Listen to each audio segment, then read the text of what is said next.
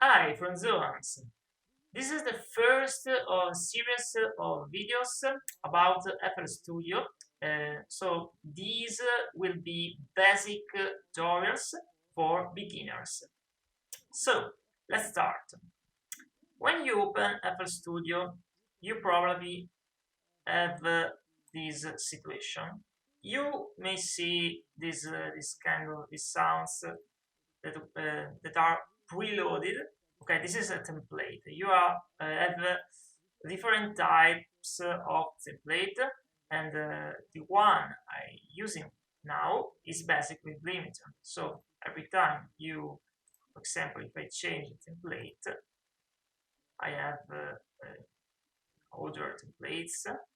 Okay, I when I start, I prefer this type of template. So another thing, when you open for the first time FL Studio, you have to set the audio settings, and you have to click on options, and you have to choose your device. So I'm using Focusrite external audio card, but if you don't have an external audio card, you can use Easier for All. An important thing is to set the appropriate latency. So basically, more latency allow me to process complex things, but I have too much latency. So what does it mean? That if I play on my keyboard, the sounds I hear too much later. So I play, for example, my note now, and now I can hear the sound. So this is not a good thing when you play live. And so you have to set latency not more than 15 milliseconds. If you can see here, when I move this light here, the value of milliseconds here change. So now I have 10 milliseconds, now I have 16 milliseconds. And the first window we are going to see is this. This is the step sequencer, or it's called channel rack. So basically, it contains instruments, sounds like samples, and also automation. Okay, I don't want to talk about automation in this video, but basically, automation are a way to change things around the time. Okay, so for example, you can change volume, and you can make a fade in, fade out, and other things. Okay, we have the channel rack, and we have step sequencer. So for example, here I have a kick, this is a sample. If you click here, you can hear the sound, and here I can put notes, basically. Okay, this is there are not notes, rhythmic of the sound. So, for example, if I play, I can hear what I'm writing here, and also so you can make a sequence. For example, like this. I have a kick here, and I have hi-hat here. This way. Also, you can set the tempo. Okay, and so this is a pattern. This one that I have created now is a pattern. What is a pattern? Okay, a pattern is a sequence, basically sequence of sounds. So we can have drum, we can have also melodic content, and we are going to see in a moment. So this is a channel. Okay, this is why this Windows is called channel rack. So the kick is a channel, the clap is a channel, and this sequence is a pattern. Okay, so if I scroll here, or if I click here, I can add a new one pattern. So for example, I can click on insert one. I also show the name, for example, test A. Okay, can change also the color, and you can, for example, put here a clap. Okay, so the pattern 2 is the kick with hi-hats, and pattern 1 that I call test A, I have just the clap. So with this button here, I can activate channel rack. With this button here, I can view playlist. So playlist is where you put different patterns together. So for example, if I have these patterns also here, and I can drag and drop here. Okay, I can scroll and zoom. Also, I can click and drag here to zoom in a vertical way. Okay, this zoom is horizontal way. Okay, with this switch, I can switch from pattern mode. So if I play, I listen, for example, pattern 2. I now am on pattern 2. If I click, when it became green, I switch to song mode. So if I play, I can hear the playlist. Okay. In a step sequencer, from default, you have 4 beats per measure. 1, 2, 3, 4. And you have 4 steps per beat.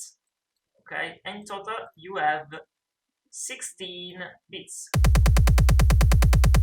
Okay, also you can change time here in you go on options, and you go on project general settings, and you can change time signature. You can have 4, 4 or 5 to 4. Okay, so we go 3 to 4, for example. You can have 3 beats per measure. Okay, and I'm going to cover all these things in others video. Okay, so for today I want to stay basic and simple. So we have the playlist, and you can drag and drop in the playlist, or you can, if for example I select with scroll or with the mouse, I select pattern 2. When with this icon, when I click on playlist, okay, I insert pattern 2. If here I select pattern 1 that I have called test A, I can insert in the playlist test A, so that's the first pattern. How to add melodic content? Okay, so you can choose an instrument. You have choose an instrument, and there are very different ways to add an instrument to a channel rack.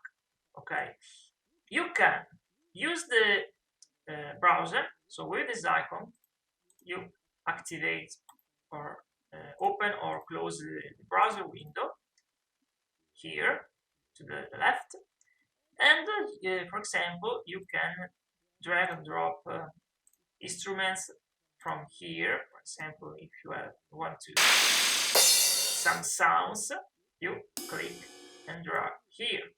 Okay, it's very simple. And also right click delete. You can have a different options we are going to see in other videos. And also, if you drag to, for example, if I drag this right on this nerve, basically I'm going to replace the sounds.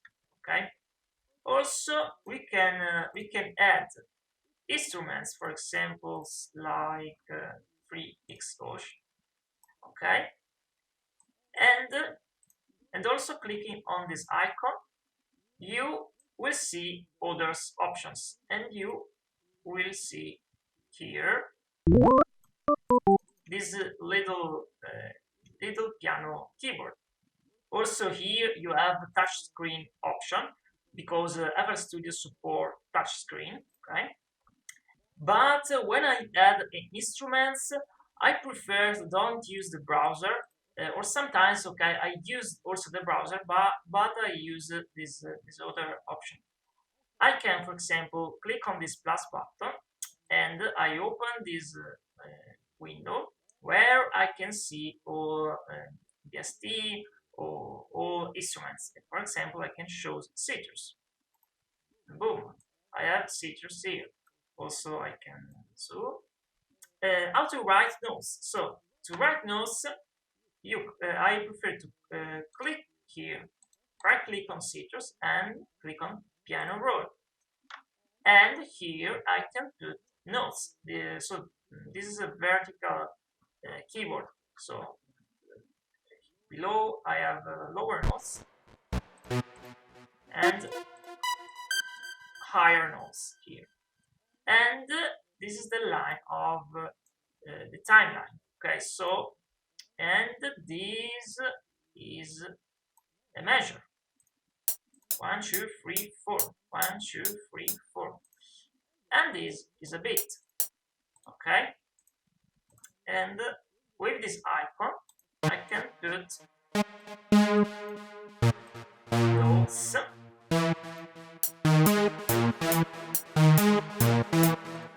Okay, or I can change the length of the notes. I can change the position.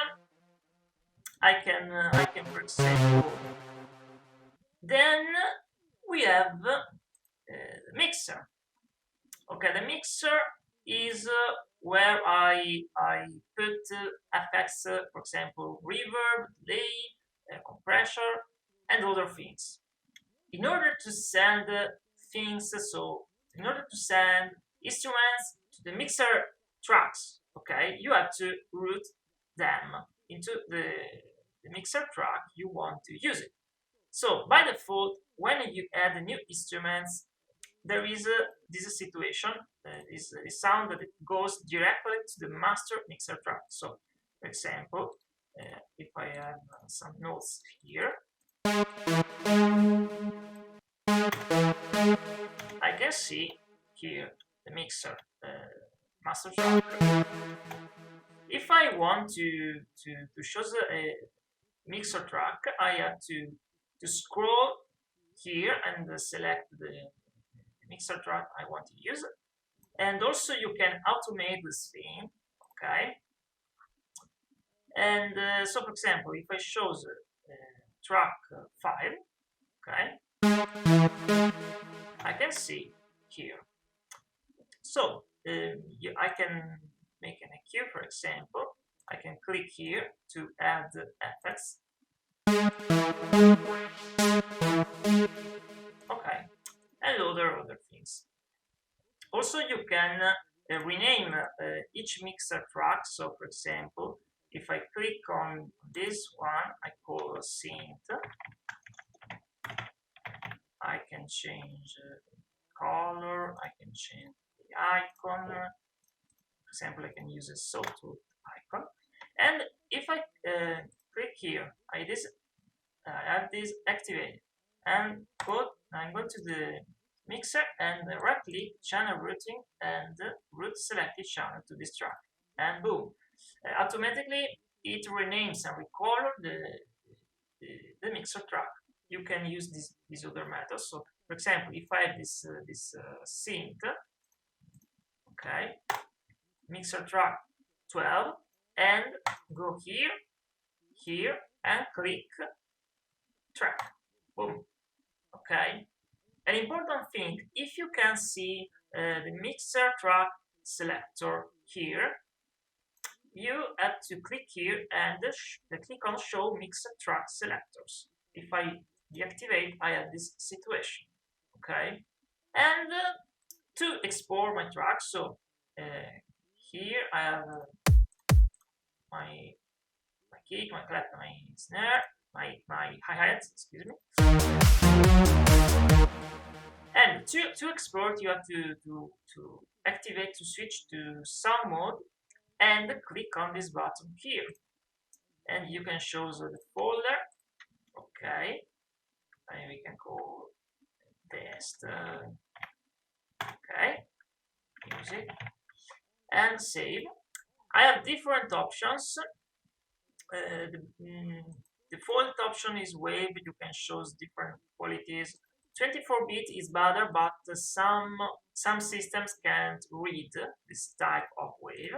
Okay, so also we have recently 16.6 sync is good, and also we have MP3. You can export